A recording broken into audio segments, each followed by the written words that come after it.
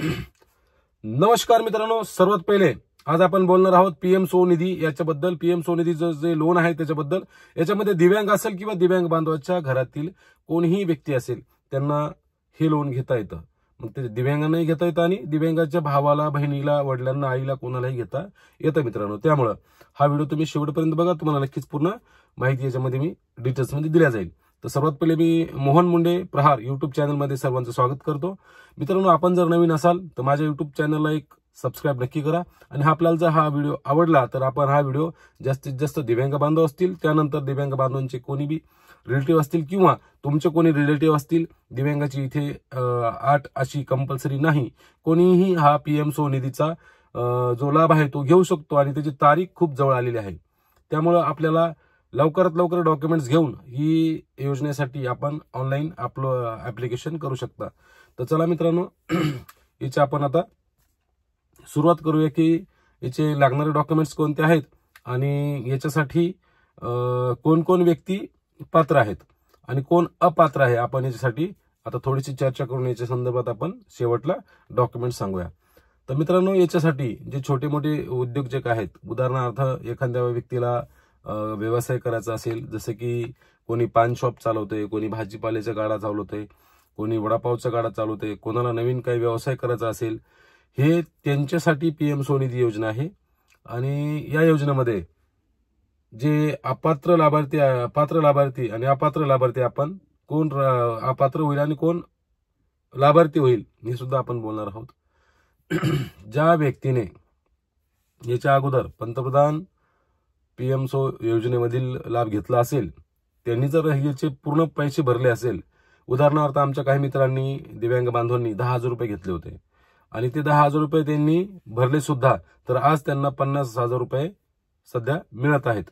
आणि जर तुम्ही घेतलेलीच नसेल तर तुम्हाला स्टार्टिंगमध्ये अमाऊंट कमी मिळेल, परंतु तुम्ही तो अमाऊंट घेऊन जर तो भरला तर तुम्हाला त्याच्यापेक्षा दुप्पट तिप्पट अमाऊंट मिळणार आहे.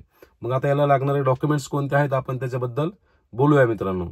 याला लागणारे डॉक्युमेंट जे आहेत ते आहे आधार कार्ड, पॅन कार्ड, मतदान कार्ड, तुमचं बँक पासबुक आणि मनरेगा याचं जॉब कार्ड असेल तर, नसेल तर याची आवश्यकता नाही.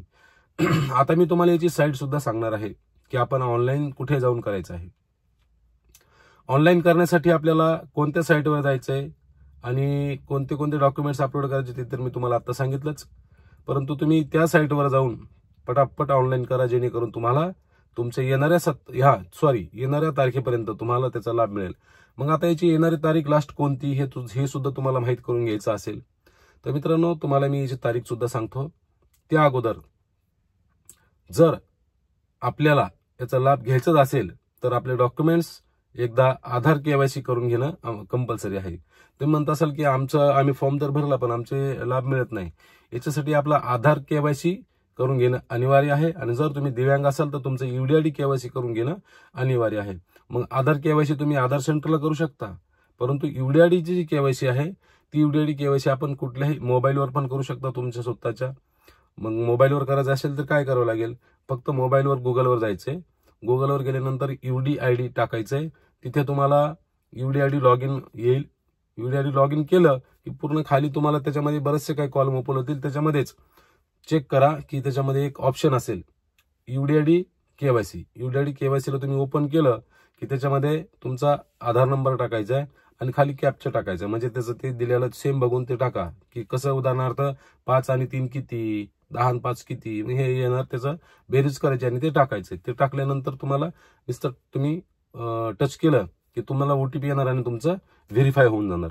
हे झालं तुमचं दिव्यांगाचं. आणि जे जनरल असतील, दिव्यांग बांधवांचे भाऊ असतील, कोणी असेल जे दिव्यांग नाहीत, त्यांच्यासाठी सांगतो, आपण त्या व्यक्तींना तात्काळमध्ये अप्लाय जर करायचं असेल तुम्हाला तर त्याची साईट मित्रांनो तुम्हाला मी लवकरच मेन्शन करतो.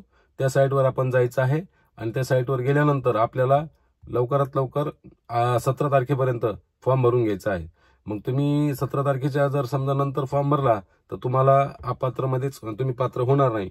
त्यामुळं पटापट आपण आपल्या जवळच्या एखाद्या याच्यावर पण जाऊ शकता. जसे की उदाहरणार्थ तुम्हाला जवळील कोणी महासेवा केंद्र असेल तर तुम्ही तिथे जाऊन ते फॉर्म भरू शकता. मग आता चला, तुम्हाला मी डिस्क्रिप्शनमध्ये याची लिंक देतो आणि याच्यामध्ये आपल्या टायटलमध्ये सुद्धा लिंक देतो. आपण पटापट तिथे जायचं आहे, लिंकला टच करा आणि तुम्ही तुमचा फॉर्म अप्लाय करू शकता. तर मित्रांनो, तुम्हाला काही शंका असेल, काही असं वाटत असेल की आम्हाला माहिती समजली नाही, तर तुम्ही कमेंटमध्ये मला नक्की विचारा. मी कमेंटमध्ये तुम्हाला रिप्लायमध्ये ते सुद्धा सांगतो मित्रांनो. तर आपण जर समजा इच्छुक असाल तरच हे करा. जर आपल्याला इच्छुक नसेल आणि तुम्ही जर तिथं तुमचं आधार वगैरे टाकून तुम्ही प्रयत्न करून बघताल, तर मित्रांनो तुमचा जो सिबिल आहे त्याला सुद्धा याचा फटका बसू शकतो. त्यामुळं आपण असे प्रयत्न करू नये. आणि व्हिडिओ जर तुम्हाला आवडला असेल तर तुम्ही इतर दिव्यांग बांधवांपर्यंत शेअर करा. आणि जर आवडलं नसेल तर एक लाईक आणि एक सबस्क्राईब नक्की करा मित्रांनो, कारण मी इथून पुढे तुमच्यासाठी अजून नवनवीन आणि चांगले व्हिडिओ घेऊन येणार आहे. धन्यवाद.